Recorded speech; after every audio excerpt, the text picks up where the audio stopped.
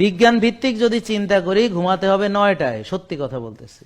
যদি সত্যি সুস্থ থাকতে চান অথবা রোগ থেকে মুক্ত, 9টায় ঘুমাতে হবে, না হলে 10টার আগে ঘুমাতে হবে। ওকে।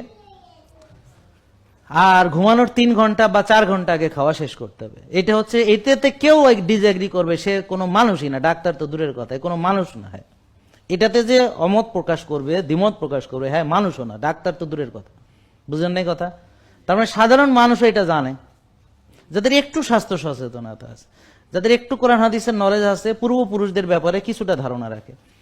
কেন? কারণ হচ্ছে রাত হচ্ছে হজমের জন্যে, রাত হচ্ছে রিপেয়ার, হিলিং ইত্যাদি ইত্যাদি।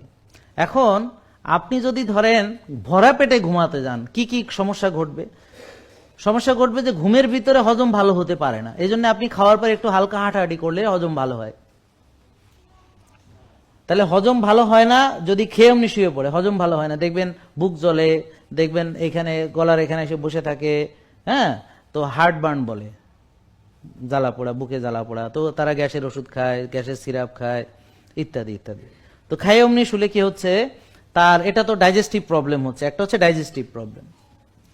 আরেকটা কি হচ্ছে, আরেকটা হলো যে যেই খাবার খাচ্ছে সেটা চর্বি হিসেবে বডি জমা করে ফেলে, কারণ ওই সময় তার আর এটা এনার্জির দরকার নেই, আপনি তো ঘুমায় গেছেন।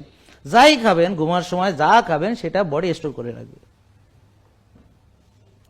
তাহলে দুটো প্রবলেম হলো, একটা হলো বডি, যেহেতু আপনি খেয়ে অমনি শুয়ে পড়ছেন, তাহলে বডি এটা চর্বি হিসেবে জমা করবে এক, আর দ্বিতীয় হলো হজম ভালো হবে না, আর একটা হলো ডিসপেপসিয়া হবে।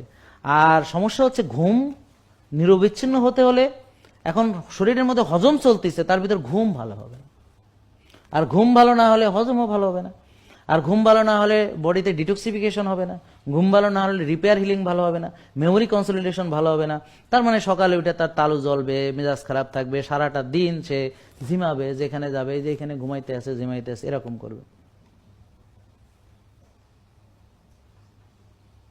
সারাদিন সে যেখানেই যাবে ঝিমাইবে আর ঘুমাইবে, আর তার মেজাজ খারাপ থাকবে, আর ঘুম থেকে ওঠার পর এনার্জি পাবে না, মনে হবে কেমন লাগে। আমাদের সত্যি কথা বলি, ঘুম থেকে ওঠার পর আপনি যদি আমার ঠাইসাও বিছানা রাখেন, ভাই আমার পারবেন না, আমি পারি না, আমার মানে মানে ভালো লাগে না, আমি খুব বাজে ফিল করি।